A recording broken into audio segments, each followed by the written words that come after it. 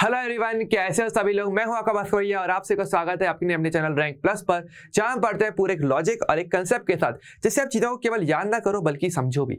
सो बच्चों देखो, आज की जो वीडियो है वो काफी ज्यादा स्पेशल रहने वाली है, क्योंकि आज हम सीखेंगे कि केमिस्ट्री के अंदर आपको पता है बहुत सारे रासायनिक सूत्र होते हैं, बहुत सारे यौगिक होते हैं। तो उन फॉर्मूले को डायरेक्टली देख करके आप कैसे पहचान सकते हो कि कौन से अम्ल होंगे या कौन से क्षार होंगे। बच्चों देखो, ये जो टॉपिक है वो काफी ज्यादा इंपॉर्टेंट रह जाता है, क्योंकि केमिस्ट्री में बहुत सारी ऐसी रासायनिक अभिक्रियाएं होती हैं, काफी सारे क्वेश्चन ऐसे देखे जाते हैं जहां पूछा जाता है कि आपको बताओ कि इसमें अम्ल कौन सा होगा, क्षार कौन सा होगा, और उनके आधार पर आप बहुत सारी अभिक्रियाओं को समझ भी सकते हो। तो केमिस्ट्री काफी ज्यादा इजी हो जाती है, तो इसलिए ये टॉपिक आपको आना बहुत जरूरी है। ओके, और आपके पास कभी आपको इजी तरीके से ही पढ़ाएंगे, इसमें हर एक चीज को एक्सप्लेन करेंगे, बेसिक से लेकर लास्ट तक हम इसको पढ़ेंगे अच्छे तरीके से। और प्लस अगर आपको कोई प्रॉब्लम आए, कोई भी डाउट आए, तो आप कमेंट सेक्शन में पूछ सकते हो, या फिर वीडियो को पॉज करके थोड़ा सा रिवाइंड कर लेना, क्लियर हो जाएगा। ओके, आपको बस इतना करना होगा, वीडियो को स्टार्टिंग से लेकर लास्ट तक देखना। ओके, एंड अगर आपने वीडियो को अब तक लाइक नहीं किया तो लाइक कर लेना, एंड चैनल को सब्सक्राइब नहीं किया तो सब्सक्राइब जरूर कर लेना। तो चलिए आज की क्लास को स्टार्ट करते हैं। सबसे पहले हम थोड़ा सा बेसिक्स देख लेते हैं कि अम्ल या क्षार के बारे में हम अभी तक क्या जानते हैं। छोटी मोटी बात है जो आपको ऑलरेडी पता है और पता होनी भी चाहिए। सो अम्ल के बारे में क्या बोलते हैं, देखो छोटी क्लास में हम ये बोलते हैं कि अम्ल जो होते हैं वो स्वाद में खट्टे होते हैं, और जो क्षार होते हैं वो स्वाद में थोड़े से कड़वे होते हैं, ऐसे ही कहता है मेरा। और इसके अलावा आपको पता होगा एक पीएच स्केल हमारे पास रहता है जो बताता है कि कोई भी यौगिक अम्ल है, क्षार है या उदासीन है, आपको याद होगा। तो हम क्या बोलते हैं, पीएच स्केल पे हम ऐसे बोलते हैं। अम्ल के लिए हम ये कहते हैं कि अम्ल का जो पीएच है वो 7 से कम होता है, यानी 7 से कम क्या होता है, अम्ल का पीएच माना जाता है। जो क्षार होते हैं उनके हम ये बोलते हैं कि उनका जो पीएच वैल्यू होती है वो क्या होता है, वो 7 से ज्यादा होती है, ठीक। और जो उदासीन होते हैं उसके लिए हम क्या बोलते हैं, एग्जैक्टली 7 होती है। इस तरीके से हम बात करते हैं, है ना।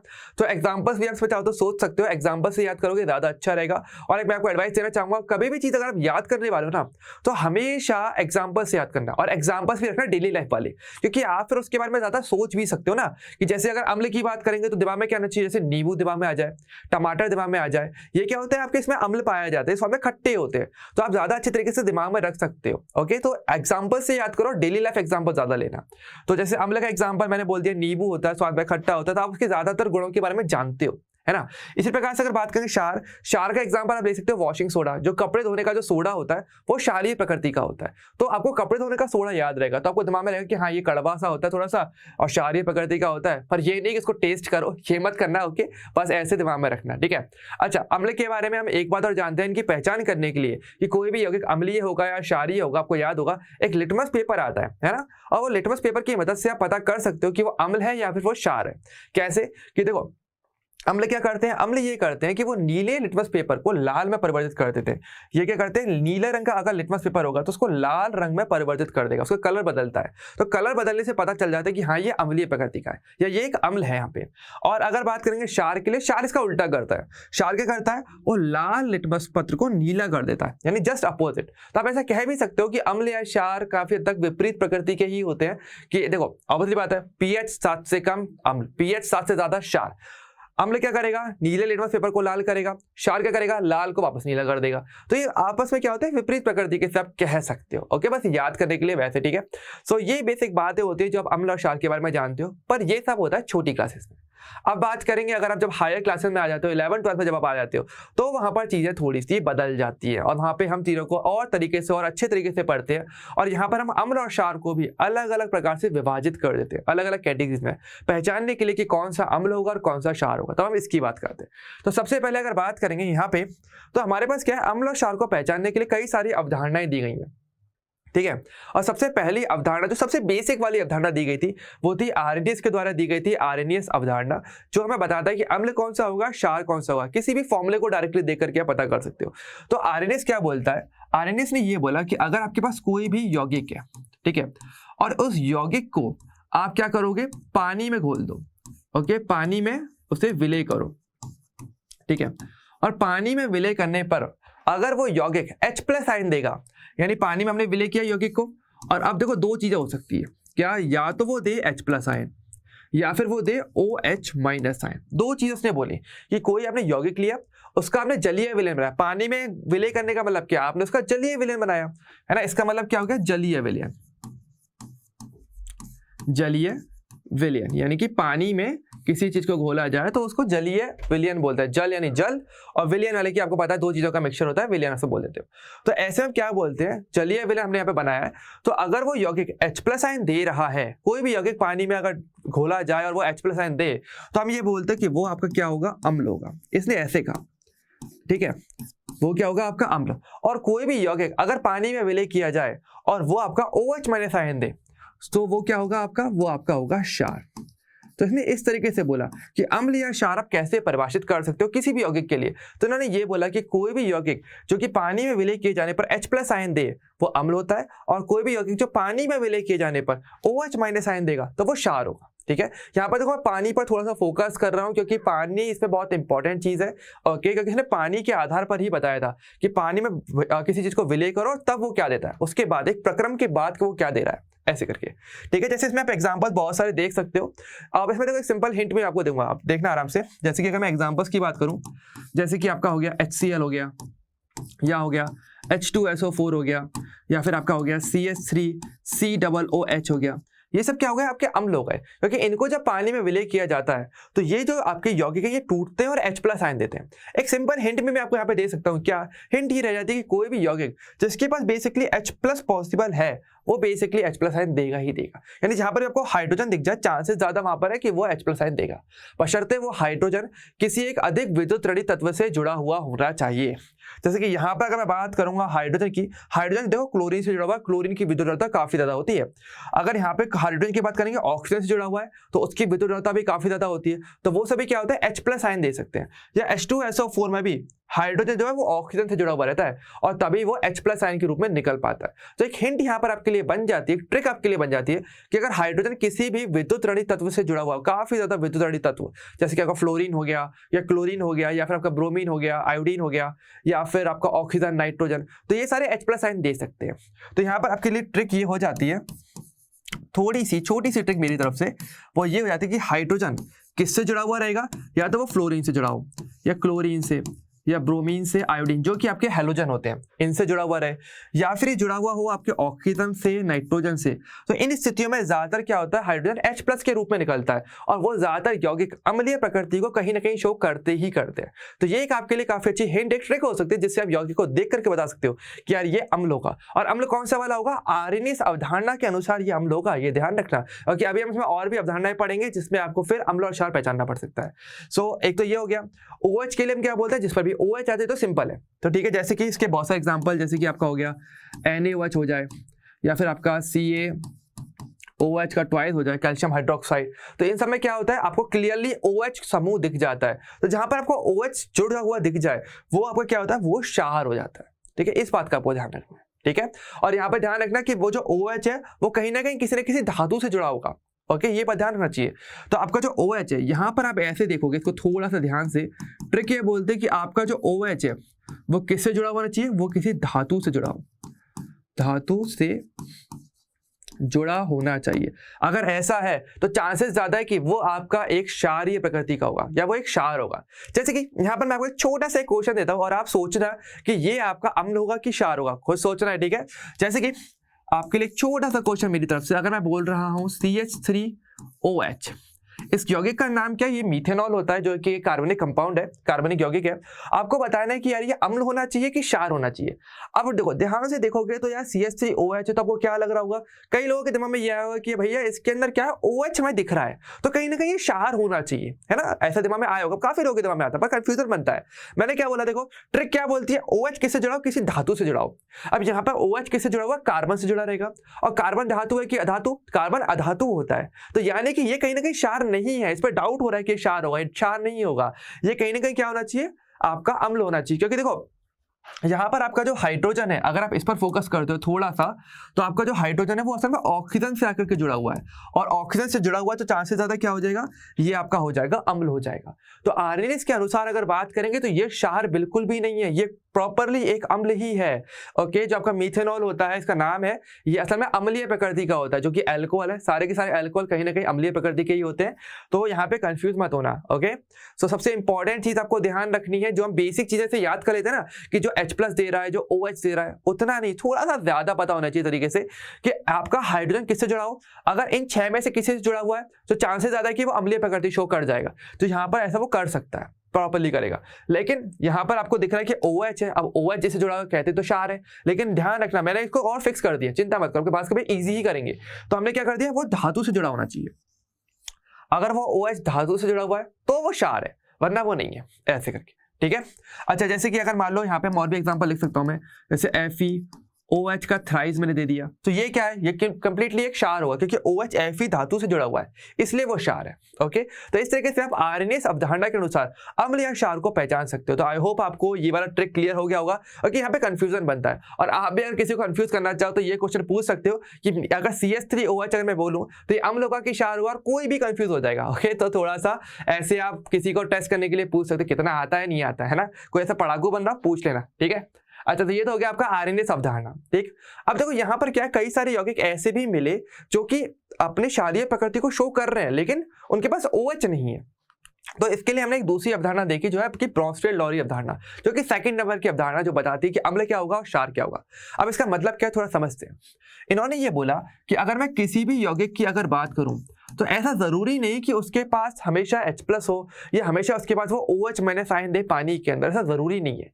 और भी बहुत सारे तरीके होते हैं, बहुत सारे यौगिक देखने को मिल रहे थे जहां पर उनके पास OH भी नहीं था, लेकिन तब भी उनका pH 7 से ज्यादा था, यानी कि वो क्षारीय प्रकृति को शो कर रहे थे। तो ऐसा कैसे हो पा रहा था, तो फिर ब्रॉन्स्टेड-लॉरी आया और इन्होंने अवधारणा अपनी खुद की बनाई और एक बात बोली। इन्होंने ये बोला कि कोई भी यौगिक जो कि H+ दे सके, कोई भी यौगिक जो H+ देने वाला कोई भी यौगिक अगर होगा तो वो आपको क्या होगा, उसको तो आप अम्ल बोलोगे, इसमें तो कोई प्रॉब्लम नहीं है, ठीक है। कि अगर कोई भी यौगिक H+ आयन दे रहा है तो वो क्या है, वो आपका अम्ल हो जाएगा। तो आरएनएस ने भी यही बोला, चलो ठीक है। लेकिन आपने भी देखा ना कि जैसे अभी हमने स्टार्टिंग में अम्ल और क्षार की हमने तुलना करी, तो दोनों एक दूसरे विपरीत व्यवहार कुछ प्रदर्शित कर रहे थे, है ना। तो ऐसे ही तो इन्होंने ये बोला कि अगर कोई H+ दे रहा है तो आप बोल दो उसे अम्ल। मैं ये बोल रहा हूँ कि कोई H+ अगर ग्रहण कर ले तो वो क्षार है। यानी इसने क्या बोला, कोई भी यौगिक अगर H+ ग्रहण कर ले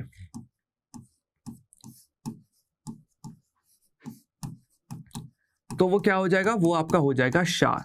तो इन्होंने ऐसे बोल दिया। तो इन्होंने विपरीत प्रकृति के आधार पर बात कर दी। इन्होंने ये बोला कोई भी जो H+ दे सकता है वो आपका अम्ल हो जाता है, और कोई भी जो H+ ग्रहण कर ले वो आपका क्षार हो जाता है, इस तरीके से। तो इन्होंने यहाँ बोला, ठीक है। तो यहाँ पर जैसे आप एक सिंपल एक अभिक्रिया हम देख सकते हैं, जैसे कि अगर मान लो मैं लेता हूँ HCl और इसकी रिएक्शन में करवा देता हूँ अमोनिया के साथ, ठीक है। तो जब इन दोनों के बीच में रिएक्शन होती है तो क्या होता है, आपके पास एक तो मिलता है Cl- और एक बनता है आपके पास NH4+। इस प्रकार से बेसिकली अभिक्रिया होती है, ठीक है। अब इस अभिक्रिया में अगर देखो तो आपको क्या क्या चीजें देखने को मिल रही है। आप अभिक्रिया को ऐसे देख सकते हो कि HCl है, उसने क्या दिया, उसने कहीं ना कहीं यहाँ से H+ आयन लूज किया, उसने H+ आयन हटाया अपने से, तो उसने H+ आयन दे दिया, और H+ आयन अमोनिया ने ग्रहण कर लिया। तो HCl ने जैसे H+ आयन दिया तो Cl ये तो बन गया Cl- में परिवर्तित हो गया, और आपका जो NH3 है वो आपका NH4+ आयन में परिवर्तित हो जाता है, ठीक है। ये चीज हुई। तो यहाँ पर ध्यान से देखें तो आप दो चीजें देख सकते हो कि एक ने तो H+ आयन दिया है और एक ने क्या है, H+ आयन को ग्रहण करा। तो आप देख सकते हो HCl की अगर बात करेंगे तो इसने क्या किया, इसने H+ दिया है, ठीक है। आपको क्लियरली दिख रहा होगा क्योंकि HCl ने H+ दिया और ये आपका Cl- में परिवर्तित हो गया। और NH3 था, इसने क्या किया, इसने ये किया कि इसने H+ को ग्रहण किया है, इसने H+ ग्रहण किया, और ग्रहण करके ये किसमें परिवर्तित हो गया, ये आपका NH4+ में परिवर्तित हो गया। तो HCl ने H+ आयन दिया तो ये क्या हो गया, ये हो गया आपका अम्ल, ठीक है। और NH3 ने क्या किया, H+ आयन को ग्रहण किया, तो ये क्या होगा, ये हो गया क्षार। लेकिन अब ये कौन सी अवधारणा के अनुसार है, ये हो जाएगा आपका ब्रॉन्स्टेड-लॉरी अवधारणा के अनुसार। ओके, अगर मैं बोलूं कि क्या ये आरएनएस अवधारणा के अनुसार अम्ल या क्षार है, नहीं, यहां पर हम बात करें ब्रॉन्स्टेड-लॉरी के अनुसार तो ये दोनों अम्ल या क्षार की तरह व्यवहार करेंगे। यानी यहां पर हम ये बोल सकते हैं कि HCl तो क्या हो गया, आपका अम्ल हो गया, और NH3 क्या हो गया, आपका क्षार हो गया, ठीक है। तो आपको देखो एक तो दो तीन चीजें ध्यान रखनी पड़ती है। क्वेश्चन ऐसे आता है कि आपको जैसे कोई अभिक्रिया दी जाती है और वहां पर आपसे पूछा जाएगा कि अम्ल होगा कि क्षार होगा, तो वो ज्यादातर अभिक्रियाओं में आप ब्रॉन्सेल-लॉरी अवधारणा के अनुसार बता रहे होते हो कि वो अम्ल है या क्षार है। और आपको क्वेश्चन ऐसे भी पूछा जा सकता है कि आपको कोई यौगिक दे दिया जाए और पूछा जाए कि यार ये अम्ल होगा या क्षार होगा, तो आपको अवधारणाओं के आधार पर भी पूछा जा सकता है कि आर्नेस अवधारणा के अनुसार ये अम्ल है या ये ब्रॉन्सेल-लॉरी के अनुसार अम्ल है या क्षार है। तो इस तरह के क्वेश्चन काफी ज्यादा पूछे जाते हैं जो अम्ल और क्षार को थोड़ा सा और कॉम्प्लेक्स कर देते, थोड़ा सा मुश्किल बना देते हैं, लेकिन अभी आपको चीजें क्लियर रहेंगी तो आपको पता रहेगा। ओके, तो आई होप ये वाला पार्ट क्लियर हो गया होगा। ओके, अब देखो इसमें एक छोटी सी बात और भी आती है, वो होता है आपका संयुग्मी अम्ल और क्षार युग्म क्या होते हैं। मतलब ये जो अवधारणा होती है ब्रॉन्सेल-लॉरी अवधारणा, इसको संयुग्मी अम्ल क्षार अवधारणा भी बोला जाता है। इसका दूसरा नाम क्या होता है? संयुग्मी अम्ल क्षार अवधारणा, ये भी इसका एक नाम है। अब ये नाम क्यों आता है आपको ये थोड़ा समझना है, ये थोड़ा सा इंपॉर्टेंट टॉपिक हमारे लिए बन जाता है। ठीक है, तो जैसे कि अभी हमने जो अभिक्रिया लिखी थी, हम इसी अभिक्रिया की बात करते हैं, उसको फिर से लिख लेते हैं। ठीक है, तो अभिक्रिया क्या थी? हमारी अभिक्रिया थी कि हमारे पास HCl था और हमने अमोनिया से अभिक्रिया करी, ये बनाया Cl- और यहाँ पर बन गया NH4+ बन गया। ठीक है, जहां पर आप जानते हो कि HCl ने ब्रॉन्सेल-लॉरी के अनुसार अम्ल की तरह व्यवहार किया और अमोनिया ने क्षार के समान व्यवहार को प्रदर्शित किया। ठीक है, अब यहाँ पर हम ये बोलते हैं कि देखो अम्ल ने क्या दिया, H+ आयन दे दिया, वो बन गया Cl- में परिवर्तित हो गया। तो अब ये जो यौगिक है जो अम्ल ने H+ आयन देने के बाद जो बना है, ओके, उसको क्या बोलते हैं? उसको बोलते हैं उसका संयुग्मी क्षार। ये क्या हो जाता है? आपका संयुग्मी क्षार कहलाया जाता है। यानी अम्ल जब H+ आयन देता है किसी भी अभिक्रिया के अंदर, तो वो जिस नए यौगिक में परिवर्तित होता है तो वो उसका संयुग्म, उसका हमसफर हो जाता है। ओके, तो उसको संयुग्म मतलब युग्म बन जाता है यहाँ पे। तो अम्ल और उसका क्या बन जाता है? क्षार। और आपका जो क्षार है वो किसमें परिवर्तित होगा? NH3 परिवर्तित हो गया NH4+ पे, तो ये इसका हमसफर हो गया। तो यहाँ पर इसको क्या बोल दोगे आप? इसे संयुग्मी और क्या अम्ल हो जाएगा, ये आपको कहलाया जाएगा संयुग्मी अम्ल। ठीक है, इस तरीके से। तो यहाँ पर इस प्रकार हम बात करते हैं। आप इसको ऐसे भी समझ सकते हो, थोड़ा ध्यान से समझना कि देखो अम्ल क्या होते हैं? H+ आयन जो दे रहा है वो आपका अम्ल है। अब HCl देखो पूरी अभिक्रिया के अंदर अगर हम बात करेंगे तो एक तरफ तो HCl है जिसके पास हाइड्रोजन था और वो H+ आयन दे सकता है। और भी क्या कोई यौगिक है? बिल्कुल है। अगर आप ध्यान से देखो NH4+ की अगर मैं बात करूंगा तो आपका जो क्षार है उसने H+ आयन ले तो लिया, लेकिन अब इसके पास एक एक्स्ट्रा H+ आयन हो गया। अब ये चाहे तो इसको वापस से दे भी तो सकता है ना, यानी अभिक्रिया उल्टी भी हो सकती है। तो ऐसी कंडीशन में क्षार ने जहां पहले H+ आयन लिया था, अब वो NH4+ में परिवर्तित हो गया और अब ये H+ आयन दे सकता है और चाहे तो अम्ल के समान भी व्यवहार प्रदर्शित कर सकता है। तो ये इसका हमसफर था, इसलिए इसको उसका संयुग्मी अम्ल बोला जाता है। अगर इसी प्रकार से बात करेंगे HCl की, क्योंकि इसने H+ आयन दिया और ये Cl- में परिवर्तित हो गया। अब इसके पास क्या है? Cl- के लिए मैं ये भी तो बोल सकता हूँ ना कि वापस चाहे तो H+ आयन फिर से ग्रहण कर ले और फिर से HCl को बना ले। तो ऐसे में क्या हो जाएगा? अब अगर ये H+ आयन ग्रहण करेगा तो ये क्या हो जाएगा? क्षार की तरह व्यवहार करेगा, पर ये इस अम्ल के साथ का है, तो इसलिए इसको उसका संयुग्मी क्षार बोला जाता है। तो हम ये बोलते हैं कि जो अम्ल होता है वो तो किसमें परिवर्तित होता है? उसके संयुग्मी क्षार में। और आपका जो क्षार होता है वो परिवर्तित हो जाता है उसके संयुग्मी अम्ल में। तो यहां पर आपको क्या है? जोड़े देखने पड़ते हैं कि भाई कौन किसके साथ जुड़ा हुआ रहेगा, यानी अभिक्रिया के बाद वो किसमें परिवर्तित हुआ और अब उसका आगे व्यवहार क्या होने वाला है, क्या वो अम्ल की तरह व्यवहार करेगा या वो क्षार की तरह व्यवहार करेगा। तो आपको ये चीज देखनी पड़ती है। तो अम्ल अगर H+ आयन देगा तो उसके बाद वो क्षार की तरह व्यवहार कर सकता है, क्योंकि वो अब H+ आयन ग्रहण कर सकता है। और क्षार जिसने H+ आयन ग्रहण कर लिया, अब वो बाद में उस H+ आयन को दे करके अम्ल के समान भी व्यवहार प्रदर्शित कर सकता है। तो ये वाली बात जो होती है आपको इसके अंदर सीखने को मिलती है कि संयुग्मी अम्ल और क्षार युग्म क्या होते हैं। सबसे पूछा जाता है कि कौन कौन क्षार और अम्ल के युग्म बना रहे हैं, कौन किसके में परिवर्तित हो रहा है। तो ये चीज बहुत पूछी जाती है। तो ये एक इंपॉर्टेंट पार्ट होता है जो आपको ब्रॉन्सेल-लॉरी अवधारणा के अंदर ही देखने को मिलता है। तो आई होप आपको ये वाला पार्ट क्लियर हो गया होगा, संयुग्मी अम्ल क्षार युग्म आप कैसे पहचानते हो। क्लियर है? अब इसके अंदर क्या होती है, एक अवधारणा और हमारे पास आती है जो काफी ज्यादा इंपॉर्टेंट है और सबसे ज्यादा फेमस अवधारणा यही चल रही है आज के टाइम पे, ज्यादातर यूज में ली जाती है, वो है आपकी लुईस अम्ल क्षार अवधारणा। अब ये एक अवधारणा होती है जो बहुत ही शानदार है। ये अवधारणा कब काम में आती है? आपको कई बार ऐसे यौगिक भी देखने को मिलेंगे जिनके पास ना तो H+ है ना OH है, कुछ भी नहीं है, और फिर भी वो अम्ल और क्षार के समान व्यवहार प्रदर्शित कर रहे हैं। तो वो आपका लुईस अम्ल क्षार अवधारणा से आप पहचान सकते हो। ठीक है, तो यहाँ पर ये बोलते हैं, इन्होंने ये बोला कि अगर मैं कोई भी अगर यौगिक लेता हूं, ठीक है, अब देखो यौगिक अगर हो रहा है कोई हमारे पास, तो आपको पता है कि किसी भी यौगिक में अगर कोई अभिक्रिया करता है तो एक चीज है जो बहुत कॉमन रहती है, क्या कि कोई भी यौगिक जब अभिक्रिया करता है तो वो कहीं ना कहीं इलेक्ट्रॉन्स का यूज कहीं ना कहीं करता ही करता है, क्योंकि आपको पता है जब भी अभिक्रिया होती है कहीं ना कहीं इलेक्ट्रॉन मिलते हैं और आपका जो भी अणु होता है, परमाणु, आयन, कोई भी कण होता है, कोई भी यौगिक होता है, वो कहीं ना कहीं उनका लेन देन करता ही करता है। ये हर अभिक्रिया के अंदर देखने को मिलेगा आपको। तो ये बोलता है कि कोई भी यौगिक अगर अभिक्रिया कर रहा है या किसी भी यौगिक की प्रकृति इस प्रकार से रहती है कि या तो वो इलेक्ट्रॉन ग्रहण करता है कभी ना कभी, या फिर वो यौगिक कभी ना कभी इलेक्ट्रॉन का दान करता है। दो में से कोई ना एक चीज देखने को मिलती है। तो इन्होंने ये बोला कि कोई भी यौगिक जो कि आपके इलेक्ट्रॉन को ग्रहण करने की प्रवृत्ति रखता है वो आपका होता है लुईस अम्ल। तो इसने अपने नाम के आधार पर रखा है, ठीक है, ये आपको ध्यान रखना पड़ेगा। तो उसको अम्ल नहीं बोलना, आपको प्रॉपर्ली लुईस अम्ल ही बोलना पड़ता है, क्योंकि ये इसकी स्पेशल अवधारणा होती है जो हर किसी से अलग है और उसमें विभेद करने के लिए लुईस शब्द लगाया जाता है इसके नाम के आधार पर, तो उसको लुईस अम्ल बोला गया। और जो भी यौगिक इलेक्ट्रॉन दान करने की प्रवृत्ति रखते हैं उनको बोला गया कि वो आपका लुईस क्षार होते हैं। इन्होंने इस तरीके से बोला, ठीक है। यहाँ पे इलेक्ट्रॉन का मतलब आप ध्यान रखना, इलेक्ट्रॉन हो सकता है या फिर आप इसको लोन पेयर भी बोल सकते हो, इलेक्ट्रॉन युग्म में भी बोल सकते हो, ठीक है।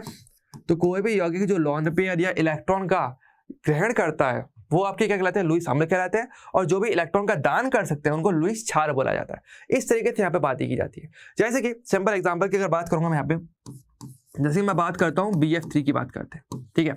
तो BF3 में अगर ध्यान से देखा जाए, मैं पूछूं कि ये अम्ल होना चाहिए कि क्षार होना चाहिए, तो क्या आप देख करके बता सकते हो अब तक के दोनों अवधारणाओं से? ना तो देखो आरएनएस के अनुसार देखें तो उसके पास या तो H+ हो या फिर OH+ हो, कुछ तो होना चाहिए। इसमें ना हाइड्रोजन है ही नहीं, तो इसका मतलब क्या है? क्या ये आरएनएस के अनुसार क्या ये अम्ल या क्षार होगा? नहीं हो सकता। अच्छा मैं पूछूं ब्रॉसेल-लॉरी के अनुसार क्या ये अम्ल या क्षार होगा? तो ऐसा भी नहीं है, क्योंकि कोई और ना तो ये H+ दे सकता, ना ये कहीं और से H+ लेने वाला। तो यानी कि ये आपका उसके अनुसार भी, ब्रॉसेल के अनुसार भी तो अम्ल हुआ, ना ये क्षार हुआ। तो बचा क्या? तो अब ये है क्या एग्जैक्टली? तो यहाँ पर हम ये बोल सकते हैं, लुईस इसको समझा सकता है। कैसे? देखो, जैसे कि बोरॉन की अगर बात करेंगे, इस यौगिक की अगर बात की जाएगी तो एक खास बात है क्या कि बोरॉन क्या कर रहा है, फ्लोरीन से 3 बंध बना रहा है। अगर मैं इसकी थोड़ी सी संरचना बनाऊं तो 3 बंध बना रहा है। और बोरॉन अगर ऐसी स्थिति में देखेंगे तो बोरॉन के पास टोटल कितने इलेक्ट्रॉन हो जाएंगे? आपको पता है हर एक बंध में 2-2 इलेक्ट्रॉन होते हैं, तो टोटल 6 इलेक्ट्रॉन। लेकिन आपको पता है कोई भी यौगिक या कोई भी जो आपका तत्व होता है वो हमेशा अपना अष्टक पूरा करना चाहता है, सही है, क्योंकि अष्टक नियम यही बोलता है कि किसी भी यौगिक का अष्टक पूरा होना चाहिए, 8 इलेक्ट्रॉन उसके पास होने चाहिए और तभी वो स्थायी होता है। यहाँ पर अगर बात करेंगे बोरॉन की, तो बोरॉन के पास देखें तो टोटल 3 बंध बनाने के बाद इसके पास टोटल 6 इलेक्ट्रॉन ही हमारे पास रह जाते हैं, लेकिन इसका अष्टक पूरा नहीं हो पाता। यानी कहीं ना कहीं बोरॉन के पास एक पॉसिबिलिटी होती है कि बाहर से इलेक्ट्रॉन को ग्रहण करे, और अगर ये इलेक्ट्रॉन ग्रहण करेगा, यानी इसको क्या चाहिए, इसको 2 इलेक्ट्रॉन चाहिए अष्टक पूरा करने के लिए, और ये बाहर से अगर ग्रहण करने वाला है तो ये क्या हो जाएगा? तो लुईस अवधारणा के अनुसार ये हो जाएगा लुईस अम्ल, क्योंकि ये इलेक्ट्रॉन ग्रहण करने की प्रवृत्ति रख रहा है। ओके, अगर इसी प्रकार से बात करेंगे लुईस क्षार के लिए, अगर मैं एग्जांपल दूं तो जैसे कि हम बात कर सकते हैं अमोनिया की बात कर सकते हैं, ठीक है। तो अमोनिया में अगर बात करेंगे तो नाइट्रोजन के पास क्या होता है, लोन पेयर होता है, एकाकी इलेक्ट्रॉन युग्म होता है जो इसके पास अलग से रहता है। तो ये चाहे तो उनको दान कर सकता है, उनको देने की प्रवृत्ति रख सकता है। तो ऐसे में क्या होता है, वो लुईस क्षार की तरह व्यवहार प्रदर्शित कर सकता है। ये जो इलेक्ट्रॉन युग्म है इनको ये दान करके क्या करेगा, लुईस क्षार के समान व्यवहार प्रदर्शित कर सकता है। तो ये बेसिकली क्या हो जाएगा, एक क्षारीय प्रकृति का हो जाता है। तो इस प्रकार से अगर आप बात करोगे तो इलेक्ट्रॉन के ग्रहण करने के आधार पर या इलेक्ट्रॉन के दान करने के आधार पर आप बात कर सकते हो कि कोई भी यौगिक अम्ल होगा कि क्षार होगा। तो ये लुईस अवधारणा के अनुसार है। तो इस आधार पर क्या हो सकता है, आपके पास 3 अवधारणा टोटल बन जाती है, आरएनएस, ब्रॉसेल-लॉरी और लुईस, जिसके आधार पर आप बता सकते हो कि कोई अम्लीय प्रकृति है या कोई क्षारीय प्रकृति। हालांकि आपको ध्यान रखना पड़ेगा कि अम्ल या क्षार के लिए कौन कौन सी अवधारणाएं दी गई हैं और किस आधार पर दी गई हैं, क्योंकि आपसे पूछा जा सकता है किसी भी यौगिक के नाम को देख करके कि आप बताओ कि ये कौन सी अवधारणा के अनुसार अम्ल है या कौन सी अवधारणा के अनुसार क्षार है। जैसे कि मैं बात करूंगा BF3 के लिए, BF3 के अगर बोला जाए तो आरएनएस के अनुसार ना तो ये अम्ल है ना क्षार। अगर बोला ब्रॉसेल-लॉरी के अनुसार तो BF3 ना तो अम्ल है ना ही ये क्षार है। लेकिन लुईस अवधारणा के अनुसार ये लुईस अम्ल की तरह व्यवहार प्रदर्शित करता है, ये एक लुईस अम्ल होता है। तो इस प्रकार से क्वेश्चन जो होते हैं वो बहुत ज्यादा पूछे जाते हैं एग्जाम्स के अंदर। तो ये बहुत इंपॉर्टेंट है कि आपको पहचानना आना चाहिए तीनों अवधारणाओं के आधार पर कि कौन सा अम्ल हो सकता है, कौन सा क्षार और कौन सी अवधारणा के अनुसार। ओके, तो इसमें हम थोड़े से कोशिश करके और देखते हैं और आपको बताना पड़ेगा इसका आंसर क्या होगा। तो जैसे कि आपको पूछा जाए कि निम्न में से कौन एक लुईस अम्ल की तरह व्यवहार प्रदर्शित करेगा, यानी आपको एक पर्टिकुलर अवधारणा के आधार पर लुईस अम्ल क्षार अवधारणा के आधार पर पूछा जा रहा है कि कौन सा लुईस अम्ल हो सकता है। तो जैसे कि अगर बात की जाएगी, देखो आपको 3 एग्जांपल दिए, चौथा दिया ऑल, BF3, H2O, NH3 और आपका ऑल। तो यहाँ पर देखो बहुत ही सिंपल सी बात है, वैसे तो हम ऑलरेडी जानते ही हैं, अभी हमने बता ही दिया आपके पास के बयान है कि जो BF3 होता है वो लुईस अम्ल के समान व्यवहार प्रदर्शित करता है। क्यों? क्योंकि उसका अष्टक पूरा नहीं होता है, इस रीजन से। तो यहाँ पर अगर बात करेंगे तो सिंपली मैं इसका आंसर टिक कर सकता हूँ, जो क्या हो जाएगा आपका BF3 आपका लुईस अम्ल की तरह व्यवहार प्रदर्शित करेगा। ठीक है। अच्छा, हालांकि अगर बात करेंगे H2O की बात करेंगे तो H2O की खास बात होती है, जब H2O की बात करते हैं तो वो आपका H+ आयन और OH- आयन दोनों ही दे सकता है। जैसे कि अगर सिंपल सी एक नॉलेज मैं आपको देता हूँ, जैसे H2O है, अगर ये टूटता है तो ये H+ और OH- आयन दोनों ही दे सकता है।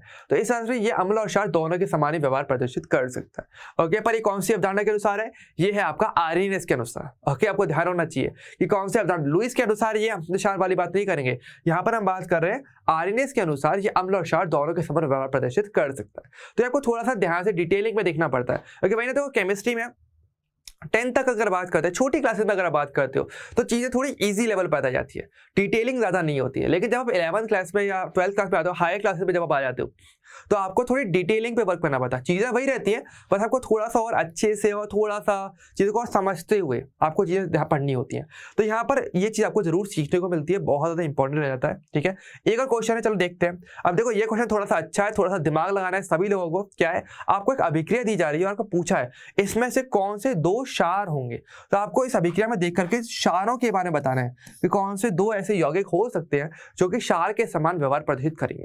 अब ऐसी कंडीशन पे आपको याद होगा, अभिक्रिया के अंदर अगर आप बात करोगे तो आपको देखना क्या पड़ता है, यहाँ पर आप देखोगे ब्राउसर-लॉरी के अनुसार अम्ल या क्षार, क्योंकि अभिक्रिया के अंदर आप वही देखते हो, है ना।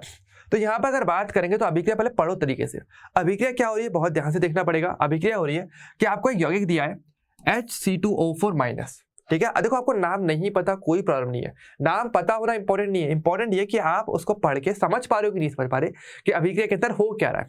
तो हो क्या रहा है कि HC2O4- है, वो PO4-3 से अभिक्रिया करेगा, और इसने क्या किया है, वो आपका ये C2O4-2 ये तो परिवर्तित हो गया आपका C2O4-2 में, और आपका जो PO4-3 था ये परिवर्तित हो गया है PO4-2 में, ये परिवर्तित हो जाता है। तो ऐसी कंडीशन में आपको देखना पड़ेगा अभिक्रिया के अंदर एग्जैक्टली क्या हो रहा है। अब देखो ये हमें पता है ब्राउसर-लॉरी के अनुसार ये बात हो रही है। ठीक है, और ब्राउसर-लॉरी क्या बोलता है अम्ल क्षार के बारे में, जो H+ देगा वो तो अम्ल है और जो H+ ग्रहण कर ले वो क्षार है।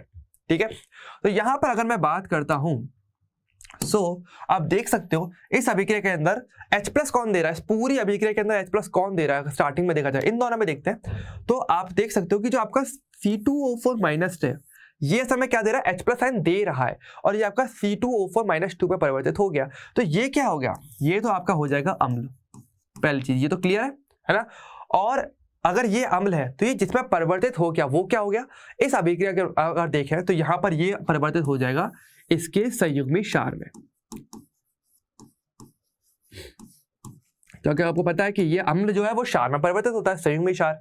और आपका जो PO4-3 है इसने क्या किया, इसने देखो H+ आयन ग्रहण किया है, तभी ये HPO4-2 में परिवर्तित हुआ है। तो जो H+ आयन ग्रहण करता है वो क्या होता है, वो आपका कहलाता है क्षार। तो ये तो आपका हो गया क्षार, और क्षार किसमें परिवर्तित होगा, उसके संयुग्मी अम्ल में परिवर्तित होता है। तो ये क्या हो जाएगा इसका संयुग्मी अम्ल। तो ये हमने ब्राउसर-लॉरी के अनुसार हर एक को उसके अम्ल, क्षार, संयुग्मी अम्ल और संयुग्मी क्षार में परिवर्तित कर दिया, पहचान हमने कर लिया। अब आपसे पूछा क्या जा रहा है, आपको बताना है कौन से 2 क्षार होंगे, यानी कौन से 2 ऐसे यौगिक हैं जो इसमें क्षार के समान व्यवहार प्रदर्शित को करेंगे। तो यहाँ पर अगर देखा है क्षार कौन कौन से हो गए, तो एक तो हो गया ये क्षार है, और क्षार कौन सा है, और ये संयुग्मी क्षार भी तो क्षार ही हो गया ना इन द लास्ट, क्योंकि अब देखो ये चाहे तो H+ आयन वापस ग्रहण भी कर सकता है, तो ये क्या हो जाएगा, क्षार के समान व्यवहार प्रदर्शित कर जाएगा। तो ये दोनों ही यौगिक आपके लिए क्षार के समान व्यवहार प्रदर्शित करेंगे। तो कौन सा हो जाएगा, एक तो हो जाएगा आपका PO4-3 और एक हो जाएगा C2O4-2। कौन सा ऑप्शन हो गया, ऑप्शन नंबर आपका हो जाएगा ये डी, ऑप्शन डी जो है इसका आंसर हो जाएगा। ठीक है, अच्छा इसी पे अगर मैं पूछूं कि कौन से ऐसे 2 यौगिक होंगे जो कि अम्ल के समान व्यवहार प्रदर्शित करेंगे, तो अब इसका आंसर क्या हो जाएगा, अगर अम्ल के समान कौन व्यवहार प्रदर्शित कर सकते हैं, तो यहां पर आपके पास एक तो हो जाएगा ये संयुग्मी अम्ल और एक सिंपल वाला अम्ल। तो ये दोनों क्या हो जाएंगे, आपके अम्ल के समान व्यवहार प्रदर्शित करेंगे। तो इस टाइप के क्वेश्चन बहुत ज्यादा पूछे जाते हैं। अगर आपको नहीं भी पता अभिक्रिया क्या है, कोई फर्क नहीं पड़ता है, आपको बस ये देखना है कि वो H+ आयन दे रहा है ग्रहण कर रहा है उस आधार पे वो अम्ल है, क्षार है, संयुग्मी अम्ल या संयुग्मी क्षार, कुछ भी हो सकता है। तो ये टाइप के क्वेश्चन जो होते हैं आपसे बहुत ज्यादा पूछे जाते हैं और आपको अवधारणाओं के आधार पर भी पूछा जा सकता है कि कौन से अम्ल होगा, कौन सा क्षार होगा। ओके, तो ये वाली बात ध्यान आती है। तो आई होप तो आज की वीडियो यहीं पे खत्म हो जाती है। तो आई होप आपको क्लियर हुआ होगा कि किस प्रकार से आप अम्ल या क्षार के बारे में बात करते हो तीनों अवधारणाओं के आधार पर, चाहे वो आर्यनियस हो, ब्रोसेलोरियो या फिर आपका लुईस अम्ल क्षार अवधारणा। ओके, तो ध्यान रखना तीनों अवधारणा में बेसिक अंतर क्या होता है, किस तरीके से आप पहचान सकते हो किसी भी फॉर्मूले को डायरेक्टली देख करके कि आप अम्ल है वो क्या वो क्षार होगा। ओके, सो आई होप सभी को मजा आया होगा। कोई भी डाउट आए तो मुझे कमेंट सेक्शन में जरूर बताना, मैं जरूर वहां पर आपको रिप्लाई कर दूंगा। एंड इसके अलावा कोई भी डाउट हो थोड़ा बहुत तो वीडियो थोड़ा देख लेना, कोई प्रॉब्लम नहीं है। एंड जल्दी हम मिलेंगे फिर नेक्स्ट वीडियो में, तब तक के लिए bye bye and take care.